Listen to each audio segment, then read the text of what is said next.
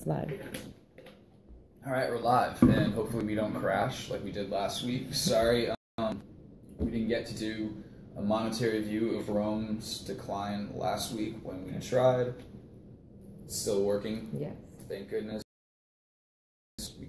So, again, please check out this wonderful website, greensformonetaryreform.org. You can find all the class materials on this little tab here, and you can download the PowerPoint and all kinds of additional course materials, so you can do your homework and you can come to class online prepared with all kinds of comments to light up the comments section with, so that we can make this conversation bigger than just me. A lot more people need to talk about this in order for us to get the monetary reform revolution that we're fighting for. Again, please read the NEET Act, of course. We're talking about monetary history in order to raise awareness for monetary reform. You know, we want real money floating in our economy to us through the NEET Act. And you can check out the NEET Act. It's online. It's in government GovTrack. You can find it there, as well as on monetary.org, AMI website. I'm not going to show you right now. Actually, sorry. Of course, there's a link to the NEET Act here on Greens for Monetary Reform under Solution. What am I thinking? And you can see the essentials of the NEET Act around here. We want to nationalize the Federal Reserve System, essentially. We want to end the bank creation of money. And we want the federal government to spend money into the economy. We're ending trickle-down economics with this. So this gets us a lot. This gets us public housing for those who need it, mortgage assistance for those who are underwater. This gets us a universal healthcare system, in addition to the abolition of all medical debt. Hopefully we can get reimbursements for people who have been paying for medical debt as well, for people who've been victims of predatory medical debt. This will also get us universal education, along with our universal healthcare, and along with that, student debt forgiveness, which is why I'm doing all this. And there's an addendum to the NEET Act, if I'm not mistaken, that will actually pay students who have been paying money back. They'll get reimbursed. Sovereign currency. Of course, this would fund green new energy projects throughout the country. This would fund livable wages, building up our infrastructure according to green standards, and of course clean politics, fully funded political elections. So if you have any more questions about the NEET Act, please type them in on the comments section, and please check it out on greensformonetaryreform.org. Another really important website you should check out is monetary.org. This is AMI. These are the people that brought you the NEET Act and the Lost Science of Money. This is Stephen Zarlenga's domain for the most part. And you got to do your homework. You got to check this stuff out. Don't be fooled by the weird kind of format of the website. This is a wealth of information here. Of course, there's links to the NEET Act. Dennis Kucinich is still talking about this bill, even though he's not in Congress anymore. He's still committed to monetary reform. He's been speaking about it lately. And you'll find all sorts of other really, really important stuff here. Professor Joseph Huber's critique of modern money theory is a really great document to read. There's also some other cool stuff down here.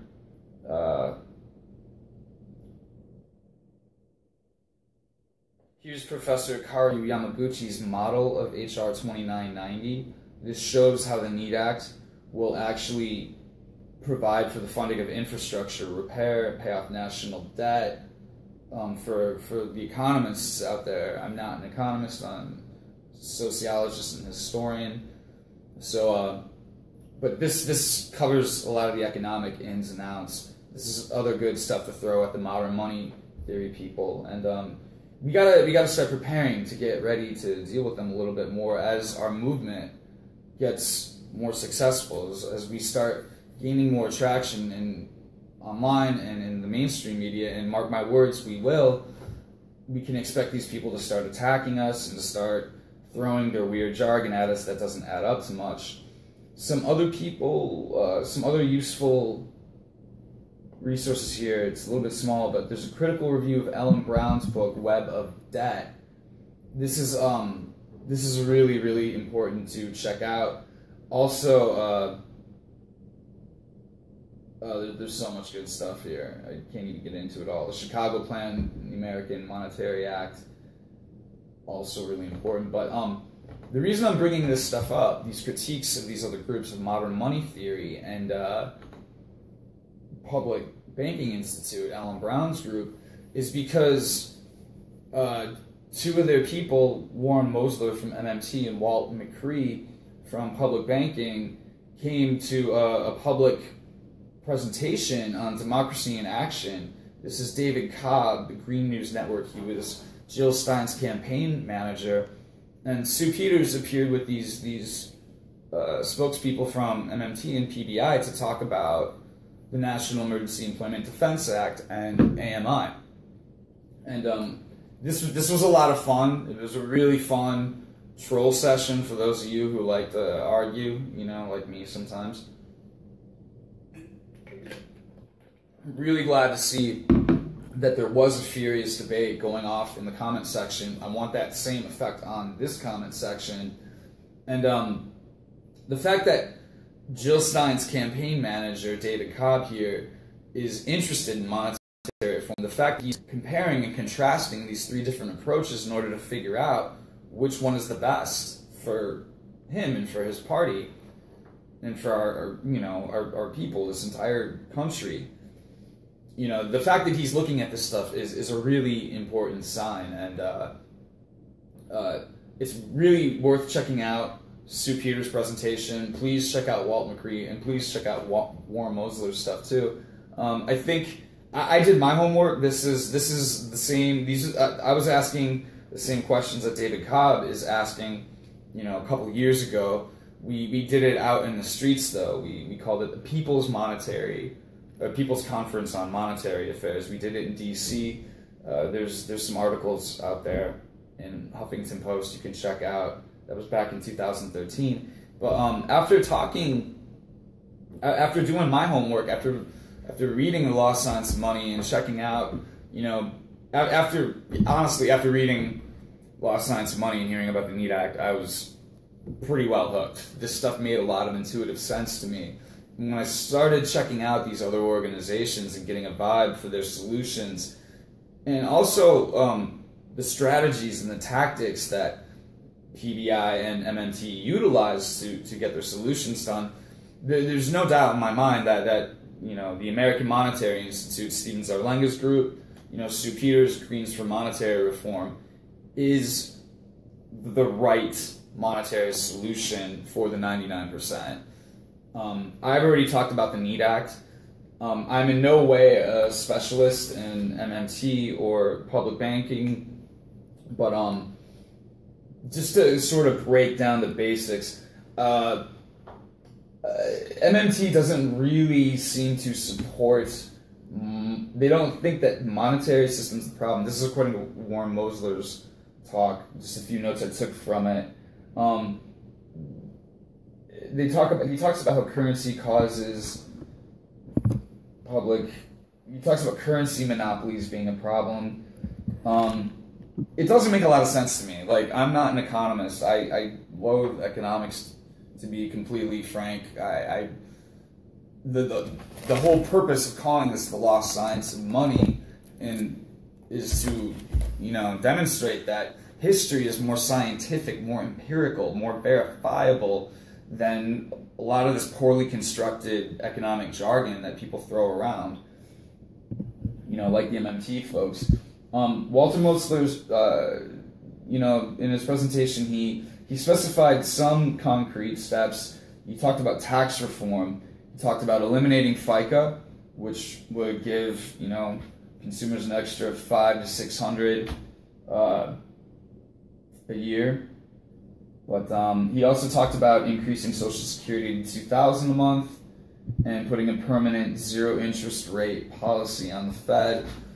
I'm not opposed to any of that stuff in the short run, but I'm not going to build a movement for any of that stuff. That stuff is insufficient. in terms, it's not sufficient macroeconomic redistribution of wealth, and more importantly, these tax reforms aren't going to get the consumer anywhere near as much money as the NEAT Act will. If you check out monetary.org, there's some great articles. There's a great article called "Occupying the NEAT Act" by a monetary reformer from Chicago with AMI, Nick Egnatz, and he talks about how a citizen's dividend of $10,000 would end the economic recession. $10,000 to every man, woman, and child in this country, and immigrants too, if I have it my way. So again, you're just going to get more money with AMI, and frankly, you're going to get real money with the NEAT Act. None of this Federal Reserve stuff floating around as real money. So Walt McCree from PBI, he gave a really good talk too. He talks about the public banking solution at PBI's next upcoming conference. And again, I'm not an expert in public banking or anything like that, but they want to make commercial banks a public utility. They want to nationalize the commercial banks, essentially. Whereas with the NEAT Act, we want to nationalize the central bank. As far as I know, PBI, some of them are kind of for the NEAT Act, but in personal heated correspondence online with Ellen Brown and some of her people, she says that there's absolutely no way we would ever be able to get the NEAT Act through Congress. So as far as I'm concerned, the question isn't how do we get the NEAT Act through Congress. The question is how do we make Congress get the NEAT Act and enacted into law. And congressional hearings on monetary reform and monetary creation are an essential half step toward that process of actually enacting the NEAT Act into law so we can get our damn money. And positive money in the UK, they force the British Parliament, and they also force the Dutch Parliament to hold hearings on monetary creation. And it's amazing. I mean, like this history that we're talking about here has been highly censored, as we've often pointed out. It's completely missing from economics discussions, and we need to spread the word more. So, as far as PBI goes, there's definitely been big clashes between AMI and PBI, between Stephen Zarlenga and Ellen Brown, and a lot of people think that the infighting is really problematic and that it's hampered the monetary reform movement in this country, and that may be partially true to some extent, but I've seen so much infighting throughout my time, getting involved with Occupy, that I come to see infighting as a natural part of movement growth.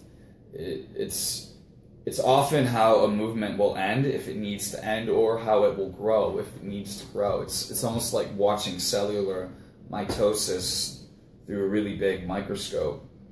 When people have differences of opinion, they spread out, and also when people have arguments, heated debates, other people get interested. Other people start taking sides and start having a conversation. There's no social change without controversy, as far as I'm aware. And so, as soon as we get more people in, this country, the United States of America, and indeed the globe, debating between, the NEAT Act, public banks, or modern monetary theory tax reforms, as opposed to Democrat, Republican, Green, the sooner we're all going to be truly free of the banks. So, PBI and AMI are solutions between public money and public banking aren't necessarily diametrically opposed. I think it would be great to treat commercial banks as public utilities, but it's not a it's better than MMT's tax reforms, but it's not a sufficient macroeconomic redistribution of wealth nor a redesign of our economy. It's not sustainable. My understanding is that commercial banks will still make investments, like they are, but under now it's all done under the government, and interest on those investments will go towards paying for public education, other public goods. It's not, again, I'm not an expert. Please do your homework, check out PBI. And if there's any PBI people online, please definitely comment in the threads. I'm going to pause for a minute. This isn't sufficient compared to what AMI and the Greens for Monetary Reform proposed. The NEED Act would take the central banking mechanism. So instead of banking reform, we want actual money reform. We don't care about public ownership of the banks. We want public ownership of the money itself. We want to make money itself a public utility for the 99%. And I don't know of any legislation that PBI has gotten through judicial review. It's incredibly hard to get a bill created. And Jamie Walton deserves a lot of credit. He's one of the main authors and architects of the bill. Dennis Kucinich gives him a lot of credit for getting it done. And the NEED Act is always going to be there. It's not currently alive for debate within Congress or the Senate, but that's our job as citizens of this country, is to force our representatives to talk about money, real money, and how it gets created and how to get it into the hands of the people, instead of this dead partisan end with Donald Trump right now. So with that, I'm going to pause for a second. Are there any comments, questions? Please do your homework on AMI, PBI, and MMT. Well, Matthew Spidell was asking, he was interested. What's up, dude? He was interested to know what drove you to pursue this topic of money and science, and why. Okay, cool, man. Yeah, thanks for asking, dude. Spidell, great to have you with me as always. He's the official artist for 420 Fight Club, the direct action, the militant wing of our monetary reform movement.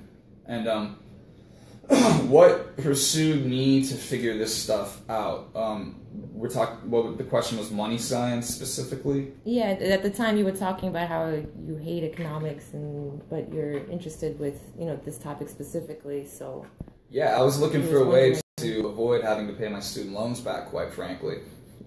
Straight up. I'm like, how the hell am I going to get out of this? I'm not going to go to some dead-end job and, pay this back the rest of my life. This is retarded. So, and again, I'm slow to this. I wish I could just kill myself for not picking this up quicker back in 2011 when the NEED Act was actually, I don't know what you call it when a bill gets created, or when it was actually introduced, into Congress. It was like a week after Occupy Wall Street started, and so Occupy Wall Street drowned out this entire new conversation that Dennis Kucinich was trying to start. If you remember before 2011, before Occupy Wall Street started, and who can remember what happened before Trump got elected, but the big conversation between the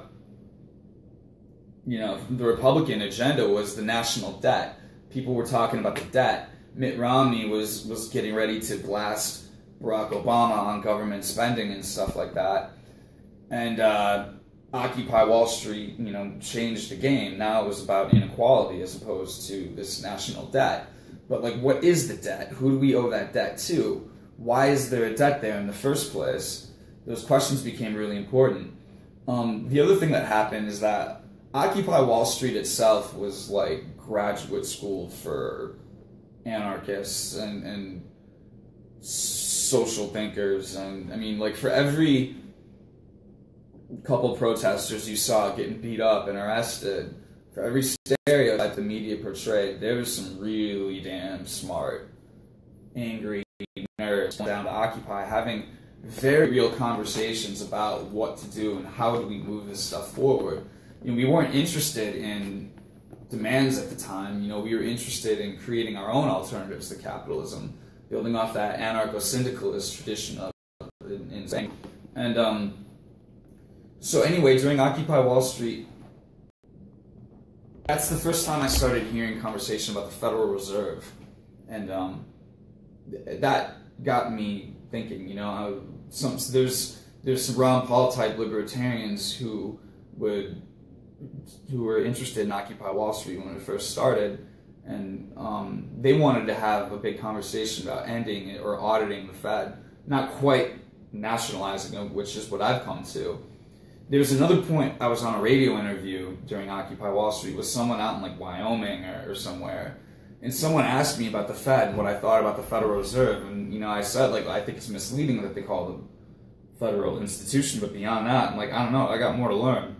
And so I didn't want to get stumped on the Fed again, so I started studying that. I did an interview with David Corton on some random channel, which is kind of what built the it's on SoundCloud. If you do David Corton, Harrison Schultz, you might be able to find it on SoundCloud. And that's when I first started learning about the role that the Federal Reserve plays in keeping Wall Street afloat and all these zombie banks, making them look like they're making money when they're really not. Once I realized that the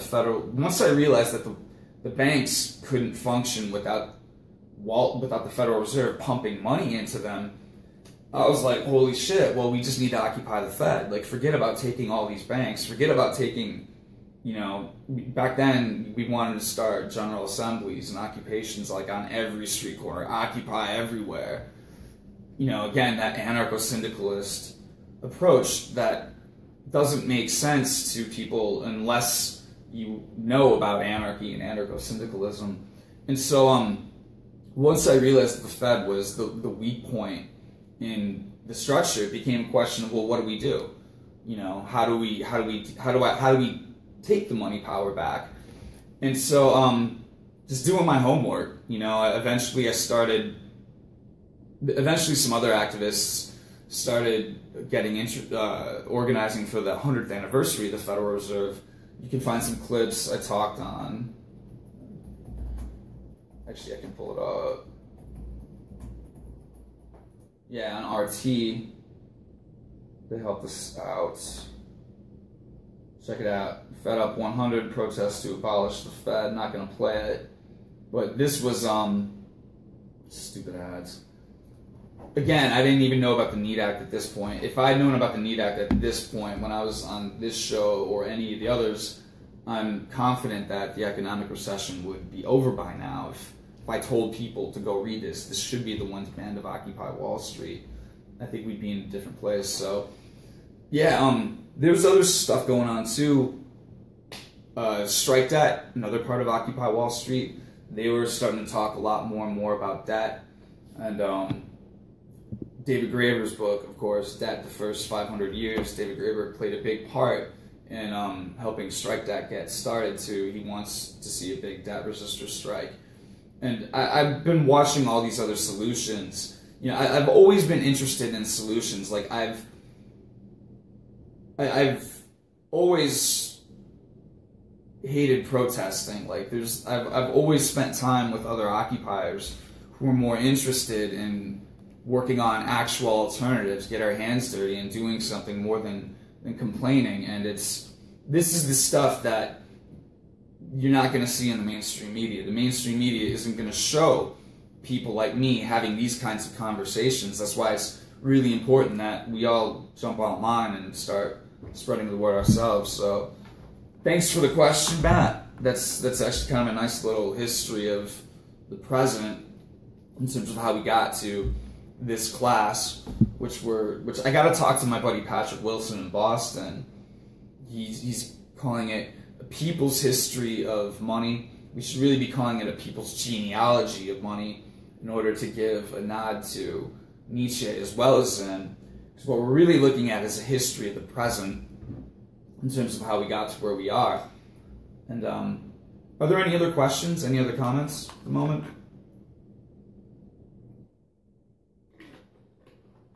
So I'll just keep going on. So today we're going to cover the fall of Rome, and you're going to start to see, as you know, we talk about the fall of Rome, you're going to start to see a lot of parallels with the present, with the fall of the United States. You know, beyond our current economic recession. You know, the more things change, the more they stay the same. And just to kind of talk a little bit about where we came from last week, we talked, not even last week, but 2 weeks ago, we talked about nomisma, bronze nomisma, the money system that existed in ancient Rome.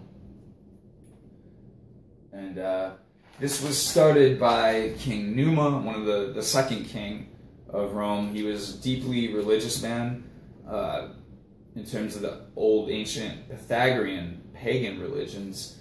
And so he very, very well educated. And he was also a descendant of the Sabines, and they were a colony of Spartans. And so we're speculating, Zarlenga is speculating that King Numa knew about essentially fiat currency, and he knew that this was the ideal way to run a kingdom. And so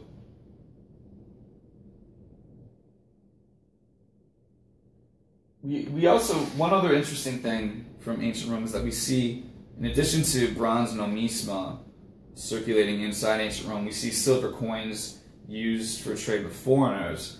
And this, of course, corresponds with Plato's ideal republic. He talked about fiat currencies and then using silver for foreign trade.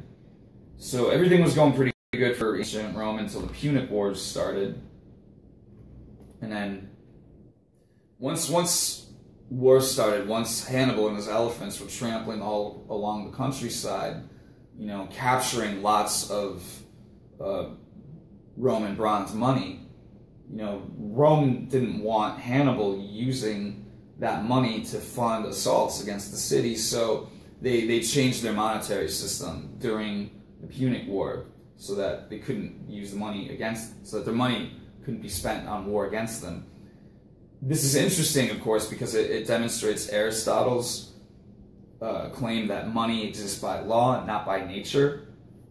And but you know, on the flip side, what this demonstrates is the decline of ancient Rome. This is the beginning of the end for ancient Rome. By 212 BC, silver denarius replaces bronze coin in ancient Rome. And then eventually we see gold denarius being minted as well. Pliny described this as, like, you know, one of the major ends of ancient Rome as well. And then this is also in addition to, so first we see war, then we see gold, then we see the latifundia system. This is essentially the ancient Roman slave plantations. This is where, you know, these plantations are pretty much the model for the plantations that you saw in North and South America. And of course, so once we see, you know, slavery, then we start seeing all the gold in Rome flowing to the east. You know, we see silver draining as well. So that's what we covered in terms of bronze nomisma. And then moving forward. So Zarlenga identifies two major mechanisms, monetary mechanisms in ancient antiquity. These are the genealogical precursors to the Federal Reserve, if you will. Before there was central banking, there was the sacred gold coinage prerogative. So this meant that this is another example of the religious origins of money as opposed to an economic barter idea. So for over 12 centuries, coining gold was regarded as the exclusive prerogative of the supreme sovereign and was a jealously guarded privilege of the Caesars as Pontifex Maximus for 300 years. and then in the East as basilis for nearly 900 years more. Infringements upon the power, which were very rare, but they happen, and we're going to talk about a couple, are usually met with instant death and warfare. Hope you're ready for some good bloody history. So one attempt to infringe on the sacred prerogative of the sacred gold prerogative, the religious gold prerogative, happened when a Muslim leader named Abd al-Malik, I apologize to any Arabic viewers I hope we have for slaughtering any pronunciation here, but this Muslim leader, Malik, minted gold coins, and this broke a 10-year peace treaty that he had with the Byzantine Roman Emperor Justinian. And, you know, this Malik was paying Byzantium 1,000 gold coins a year, which he was allowed to mint with Roman emblems, but then in 695 AD, Malik started issuing gold coinage with his own image holding a sword and the words Abd al-Malik, servant of God, and he tried to pay this tribute to Justinian, to Byzantium, with these new coins that he minted himself. Though this new coinage was similar in weight and purity, Justinian's generals recognized the significance of his act and immediately declared war even before the news could reach Justinian. For Abd al-Malik had committed the ultimate defiance in the ancient world. He had independently issued gold coinage, a prerogative of the basileus at Constantinople. This prerogative isn't much discussed today. Let me catch up with my slides. So here's these are gold coins that were issued by the Pontifex Maximus. Again, the Pontifex Maximus was a position created by King Numa, and which has its modern. This is the modern root of the Catholic Pope, if I'm not mistaken. Please correct me if I'm wrong in the comments section. So, again, this was the ultimate sign of authority, the official ratio of silver to gold, which local rulers were only allowed to mint silver coins. Only the pontiff could make the gold coins. And this lasted until the sack of Constantinople in 1204. Again, this demonstrates the institutional or the legal nature of money. The institution of religion is what's backing gold, the sacredness of it. So,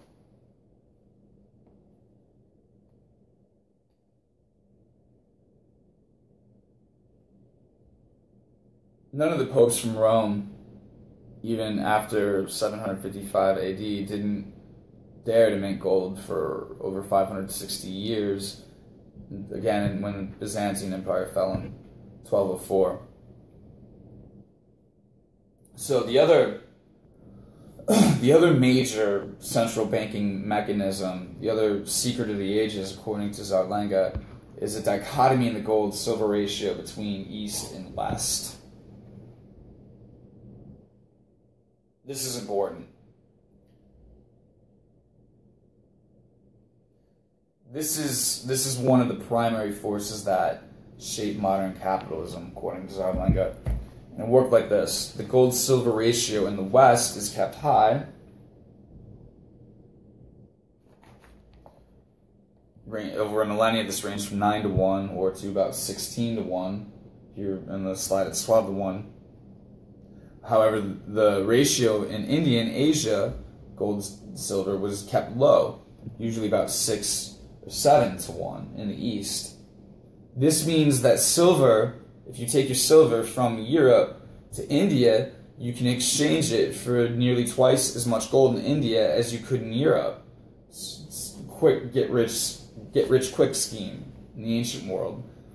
And the nexus of this trade was usually the land bridge above the Middle East, where whoever controlled that area usually controlled the trade. If the land bridge and the trade was controlled from the West, then they get 100% more gold for their silver than the local value. and it worked just as well from the East. If they control the trade, they receive 100% more silver for their gold. If control was shared, trade would probably have been a 9-to-1 ratio, giving each establishment a profit on exchange. Delmar discovered this as well. So this trade, this ancient land bridge, this space between, I should have pushed up a couple of slides when I was giving some of those quotes there. But whoever owned this space basically controlled the ancient world. So a lot of wars were fought over this. You know, the Middle East has always been seen as a space of conflict, you know, because of oil, like it is these days, or religion, you know, the Crusades and stuff. But it goes back even further than that. And it has to do with money. It has to do with this exchange of gold and silver between East and West. This difference, keeping silver to gold high in the West but low in the East, is how rulers maintained a lot of wealth. And so, again, whoever owned this mechanism essentially owned the ancient world. Alexander the Great took it in 323 BC, when he conquered Asia Minor, Egypt, and India. And then Ptolemy, remember Anthony Hopkins and Alexander? It's on Netflix right now. He's narrating the whole thing when he's hanging out in that awesome balcony that I hope every one of us gets to own once we get the NEET Act passed. That was Ptolemy, Anthony Hopkins' character. He owned it, you know, in 305 BC when he took over the Arabian caravan trade to India. And so Zarlenga compares this silver to gold exchange, this silver-gold ratio between East and West.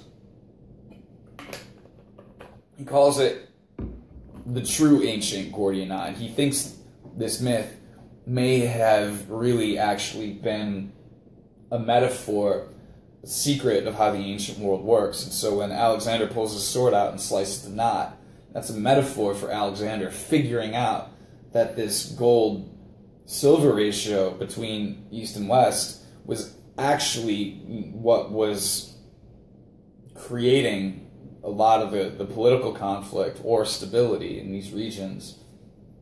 Everything was fought over this. You know, the Spartan stand at Thermopylae had everything to do with this, as we saw from our discussion of Greek monetary systems. And so it's again, same century, different story. So Alexander took it over after he died, and the Ptolemies took over it.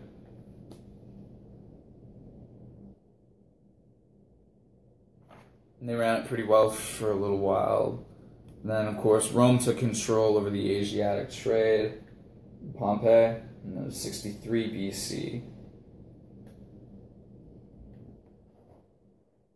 And then there's some more revolts. There's also a major drain on silver that we saw early. Pliny wrote that 100 million sesterces of silver, equivalent to 1 million gold or aurei, were annually exported to India and China from Rome by merchants wanting to double the value of their gold, no doubt. But the secrecy of the mechanism doesn't seem to be known to Pliny. He doesn't seem to understand why his countrymen always demanded silver and not gold from conquered races. So, the silver drain continually pressured Rome. They always needed more silver because it was always leaving their borders. So, this silver-gold ratio helps explain certain other things. These Jewish revolts that happened in 70 AD and 115 AD, the Second Revolt. The historian E. Mary Smallwood called these one of the most puzzling chapters of the relations between Rome and the Jews. In Cyrene, they massacred 220,000 Greeks. In Cyprus, 240,000. In Egypt, a great multitude. The victorious Jews devoured the flesh, licked up the blood, and twisted the entrails like a girdle around their bodies. And we are tempted to applaud the severe retaliation which was exercised by the arms of the legions against a race of fanatics whose dire, incredulous superstition seemed to render them the implacable enemies not only of the Roman government but of humankind, their irreconcilable hatred of mankind, etc. Smallwood wrote, "The literary sources give no reasons for the Jewish outbreak, but all present the Jews as falling on the Greeks without justification or provocation. They rose as if mad, or as if in the grip of some terrible spirit of rebellion. But the timing of the outbreak is surely connected with Trajan's Parthenian War. Conceivably, the Jews even acted against Parthenian instigation."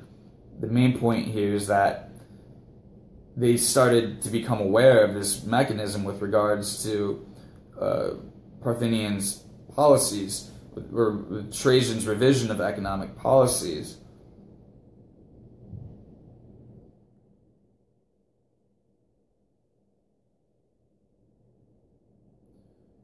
So, this dichotomy existed for millennia. Zarlenga gives an example. As late as 1625 in Japan, traders were unaware that the ratio in Europe was high, 15-1 at the time, and Portuguese traders were able to strip Japan of 2/3 of its gold, approximately 250 tons, between 1564 and 1624 AD. John Locke noted that the British East India Company was using the dichotomy well into the 18th century, disrupting England's silver money system. Locke called the mechanism a destructive plague, which was sinking the solid wealth of the British kingdom into the Indian seas. So, Delmar postulated that this dichotomy must have been in really powerful hands to have lasted for so many centuries. And so, according to Delmar, he speculates that the priests of Brahma or Buddha in the East, priests in Cyrus or Darius, then, Nebu, Nazaru, Osiris in Egypt, then eventually Alexander, Ptolemy, and then the Caesars, eventually in the West, were the ones that kept control over this monetary system. So,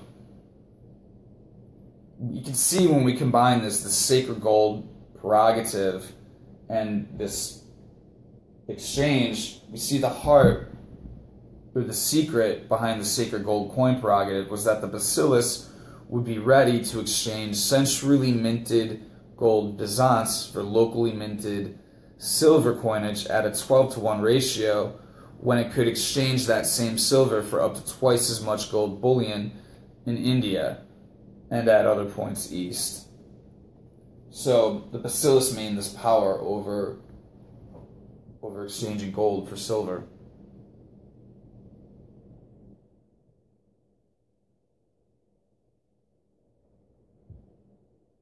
So there's still crises, in spite of the fact that bacillus held this power for so long. There's still other glitches in the ancient matrix, if you will.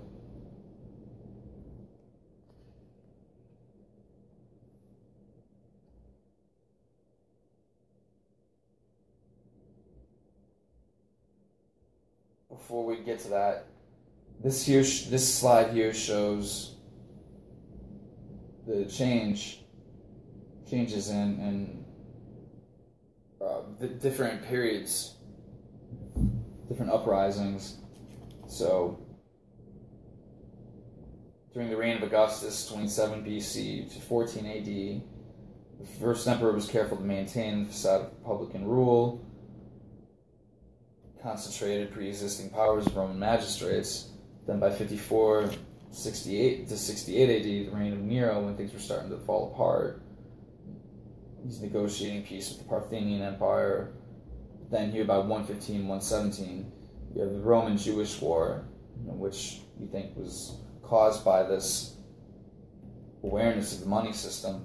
So we see the Romans starting to use gold in 46 BC. This is when gold became legal tender. We see inflation starting here. 31 BC, the Augustus mixed system with gold and silver and still some bronze. Bronze starts to become overvalued. And the emperor is minting gold and silver independently. So we see a mixed money system here. By 41 AD, we see gold, silver, bronze money valued as a commodity as opposed to something instituted by the government. And then gold and silver start becoming scarce around this time. This is when the mines aren't producing as much, and slaves are getting worked to death. And so now we also start to see more silver draining east, more copper mines showing signs of exhaustion.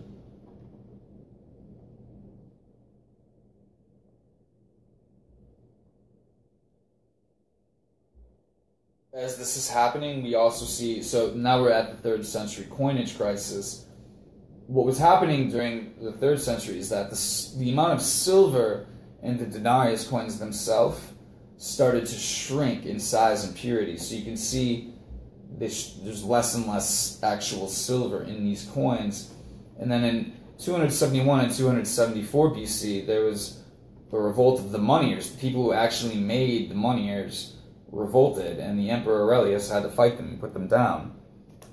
So, toward the end of the 3rd century, this is according to Edward Gibbon, historian, toward the end of the 3rd century, this hereditary caste of moneyers who had made the nation silver for generations became entrenched and regularly shortchanged Rome manufacturing of coins without the full stated metallic content and keeping the differences for themselves. When they were discovered to be minting an unauthorized coinage of a dead emperor, the still living Emperor Aurelian attempted to reform them in 275 AD and found himself at war. So the workmen at the mint, who were taking some of the silver essentially, they rose in open rebellion against the emperor, and at length they were suppressed, but it actually took the emperor 7,000 of his soldiers to put them down. And so, to explain why it took so many battle-hardened troops to kill these moneyers, Gibbon concluded that nothing less than the firm, though secret conspiracy of the authority of the Senate, the wealth of the equestrians, and the arms of the Praetorian Guard could have displayed a strength capable of contending in battle with the veteran legions of the Danube. So, I mean, it just goes to show very similar. I mean, this was a civil war between the government and the ancient banks of Rome. The moneyers, the people who were actually making the money, rose up against the government, and apparently the conspiracy was deep. People within the Senate, people within the Praetorian Guard must have been getting paid off by these moneyers for the emperor to have to reclaim this money power from within his own people. So, this moneyers revolt in 271, this starts to predict, if you will, the fall of Rome. This is a prelude to the fall of Rome. And here's stuff on moneyers, more debasement of coinage. You can see the purity.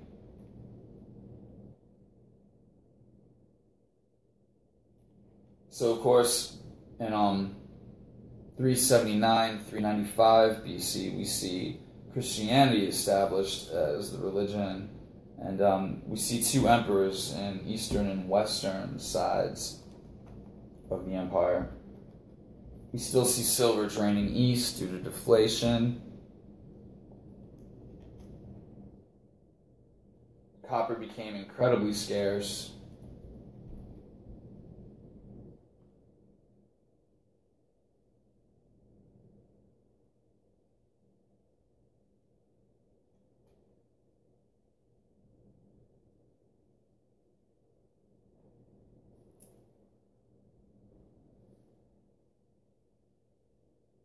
So,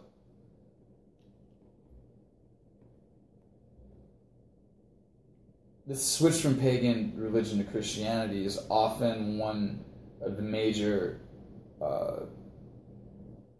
myths in terms of the fall of Rome.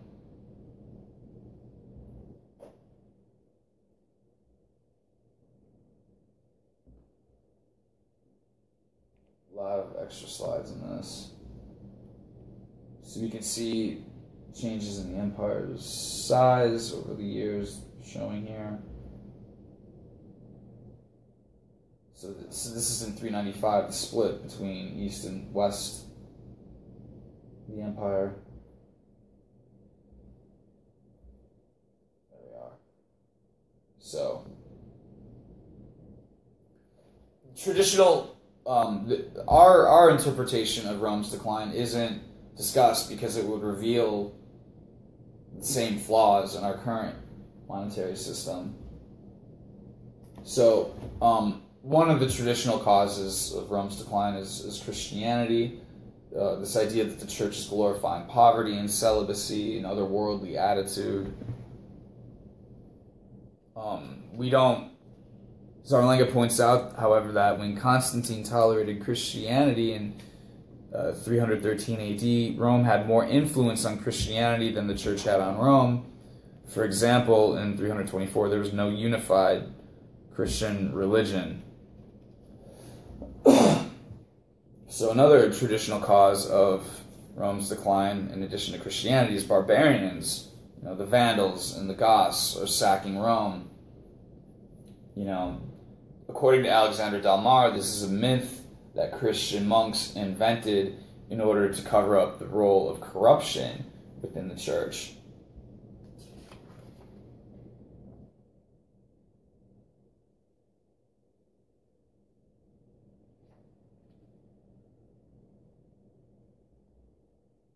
Can't read everything.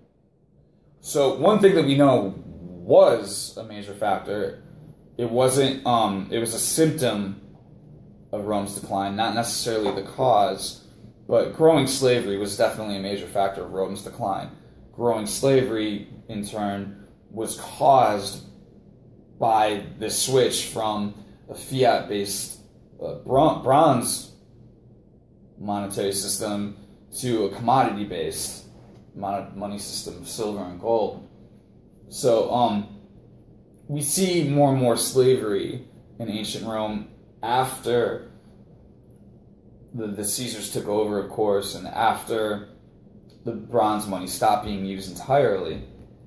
So average Roman citizens were, often forced in the army. They had a lot of taxes to pay. More and more land started getting held by the rich and run by slaves instead of freemen. This is the ancient latifundia system. So the lightest slavery category was when citizens were compelled to work out a debt. A great many of today's working people would fit into Rome's lightest slavery category, called the nexus. These are citizens compelled to work out a debt or a ransom. And the worst slavery degree was the servus. This is the serf in feudal Rome.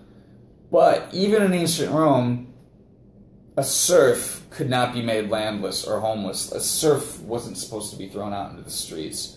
So this whole notion of progress, that John Locke and Adam Smith would sort of have us believe, doesn't seem to really make sense. The homeless of ancient Rome were treated better than the homeless of the United States of America in our day and age, according to Zarlenga's analysis. So, another traditional cause of Rome's decline was the Oriental satrapy system, which devolved into feudalism. So, ancient Greece and ancient Rome, society wasn't run by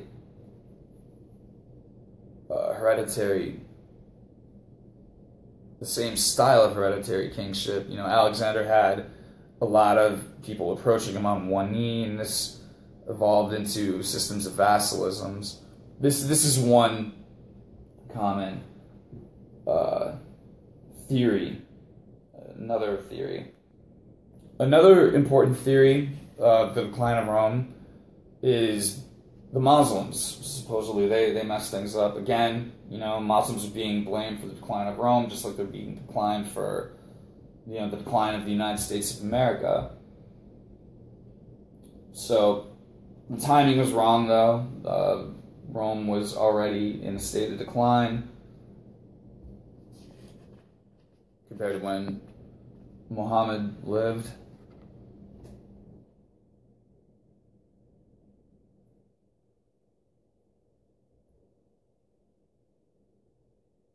So our interpretation, based on Alexander Del Mar's work,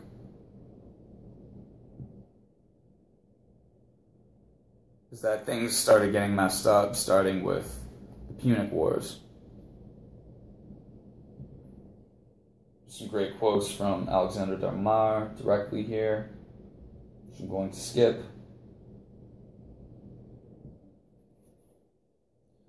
But after again, the Punic Wars with Carthage, that's when we see slavery becoming more common in ancient Rome, concentration of wealth, and slaves replacing citizens, with more and more citizens going out to fight.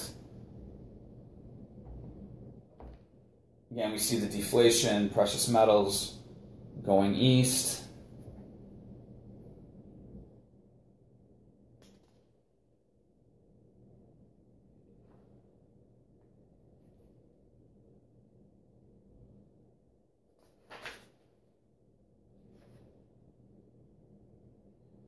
So again, the major error in the ancient world, the error that led to the fall of Rome, was basing money on as a commodity, using it as gold or silver, as opposed to basing it on law, like it was with the bronze nomisma. Del Mar talks about how everything that was good in Rome, all of the impressive architecture and stuff, and all the literature and stuff that they created was created when they had bronze nomisma, and it all ended once they switched to silver and gold. So now, kind of returning back to Abd al-Malik's uprising, we sort of get the sense of why he was coining his own ratios. The Muslim 7-to-1 ratio was an attack against Constantinople's 12-to-1 ratio, so he was trying to get more money for the Muslims.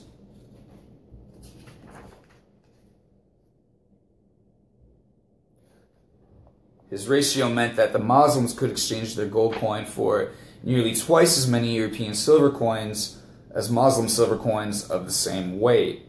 So he was trying to make a little bit more money for nothing there. And that's why they put him to death.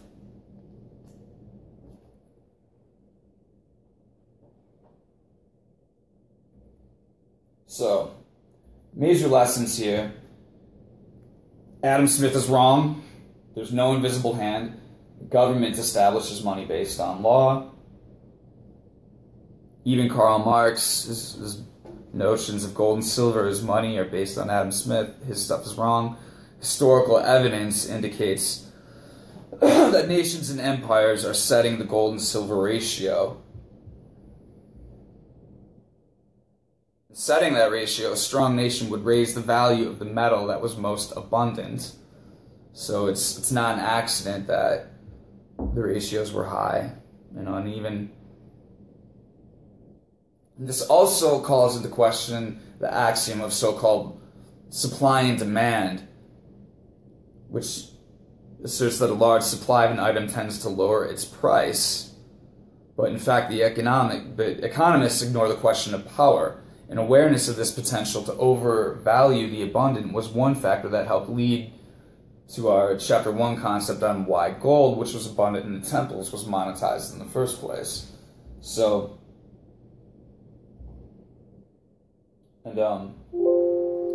Zarlenga also concludes that the Muslims had an Aristotelian tradition, understanding of money. Muhammad had been a merchant in his youth and understood commerce. The Prophet Muhammad personally taught his followers of the legal, nominal nature of money, a fact of immense potential importance to modern-day money reform. He instructed his followers to consider overvalued copper coins as much a currency as gold and silver coinage. Thus, these Muslim monetary concepts are in the Aristotelian money tradition, truly classical monetary viewpoint.